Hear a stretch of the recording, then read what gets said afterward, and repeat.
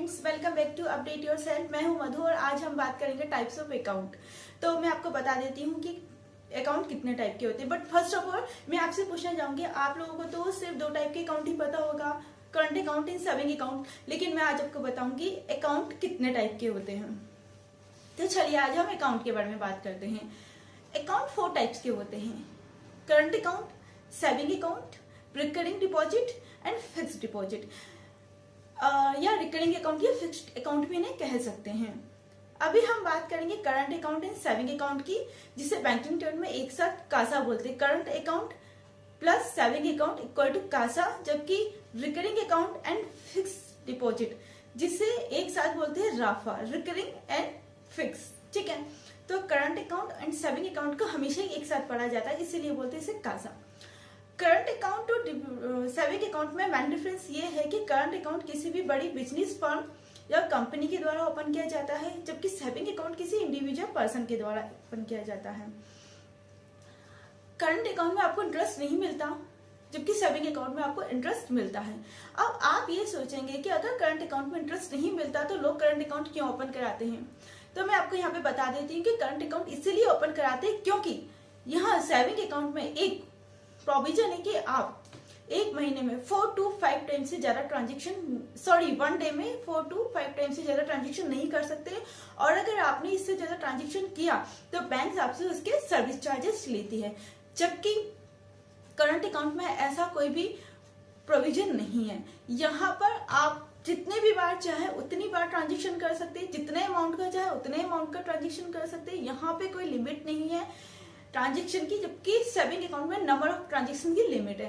तो यहाँ पर करंट अकाउंट ओपन किया जाता है क्योंकि यहाँ पे बहुत सारा अमाउंट होता है जिसे मेंटेन करना होता है। दिन भर में 100 ट्रांजेक्शन होते हैं, इसीलिए बड़ी बड़ी कंपनियां या फर्म वो करंट अकाउंट ओपन कराती है। अब दूसरी बात यह है कि करंट अकाउंट में कभी भी आपको पासबुक नहीं मिलती है, जबकि सेविंग अकाउंट में आपको पासबुक मिलती है। करंट अकाउंट में एक फैसिलिटी है, करंट अकाउंट में आपको ओवरड्राफ्ट की फैसिलिटी मिलती है, जबकि सेविंग अकाउंट में आपको ओवरड्राफ्ट की फैसिलिटी नहीं मिलती। अब आप सोचेंगे ये ओवरड्राफ्ट क्या होता है। ओवरड्राफ्ट मैं आपको बता देती हूँ। ओवरड्राफ्ट एक ऐसी फैसिलिटी है जिसमें अगर आपके करंट अकाउंट में मनी नहीं है तब भी आप विड्रॉ कर सकते हैं। मतलब ये एक लोन टाइप का होता है। ओवरड्राफ्ट एक लोन टाइप की फैसिलिटी होती है, आप विड्रॉ कर सकते हैं, बैंक आपको दे देती है अर्जेंट नीड पे। उसके बाद अगर आपको जब डिपॉजिट करना आप कर देते हैं, और लेकिन ये फैसिलिटी आपको सेविंग अकाउंट में नहीं मिलती है। इसके बाद मैं आपको बता देती हूँ अब राफा, recurring account and fixed deposit account. तो रिकरिंग अकाउंट जिसे बोलते हैं आवर्ती जमा खाता, हिंदी में इसे बोलते हैं आवर्ती जमा खाता। और यहाँ पर रिकरिंग अकाउंट उन लोगों के लिए होता है जिन्हें अपनी सेविंग तो करनी होती है फ्यूचर के लिए, लेकिन उनके पास एक साथ पूरा कंप्लीट अमाउंट नहीं होता। तो वो लोग क्या करते हैं, उनके लिए बैंक ने एक फैसिलिटी दी है रिकरिंग अकाउंट की। यहाँ पर ये लोग क्या करते हैं, अपने थोड़े पैसे बैंक में डिपॉजिट करते जाते हैं हर महीने, और एक बार उसे बाद में निकाल लेते हैं और इसके ऊपर उन्हें इंटरेस्ट भी मिलता है। जैसे सब्जी वाले, फल वाले, जिनके पास ज्यादा अमाउंट नहीं होता, तो वो लोग अपना एक आरडी, जिसे बोलते हैं आरडी रिकरिंग डिपॉजिट, एक आरडी ओपन करवा लेते हैं। अब आरडी की भी कुछ शर्तें हैं। वो शर्तें यह हैं कि अगर आप आरडी ओपन कराते हैं तो आपको पहले से ही प्री डिफाइन करना होगा कि आप एक महीने में, मतलब हर महीने, एवरी मंथ आप कितना डिपॉजिट करेंगे, उतना आपको हर महीने करना पड़ेगा। लाइक आपने 700, 800 या 500 का हर महीने का कर लिया तो उतना आपको देना पड़ेगा। फिर यहाँ पे टाइम डिपॉजिट भी रहता है कि आप अपनी आरडी कितने टाइम के लिए करा रहे हैं, 5 साल के लिए, 6 साल के लिए, 10 साल के लिए। तो उस टाइम पीरियड तक आपको एवरी मंथ उतने पैसे बैंक में देने पड़ेंगे। इसे कहते हैं रिकरिंग डिपॉजिट। और हाँ, इस पर आपको इंटरेस्ट भी मिलता है। जब आपका टर्म पूरी होती है, टर्म पीरियड पूरा होता है, टाइम पीरियड पूरा होता है, तो आपको आपका पैसा विद इंटरेस्ट वापस कर दिया जाता है। इसे कहते हैं रिकरिंग डिपॉजिट। और अब बात आती है फिक्स डिपॉजिट की। फिक्स डिपॉजिट उन लोगों के लिए मतलब वो लोग ओपन कराते हैं जिनके पास कंप्लीट अमाउंट होता है और उसका भी उनके पास यूज नहीं होता, तो वो क्या करते हैं, उसे बैंक में डिपॉजिट करा देते हैं और उसके ऊपर इंटरेस्ट लेते हैं। अब फिक्स डिपॉजिट मिनिमम 7 डेज के लिए होता है और मैक्सिमम 10 ईयर्स के लिए।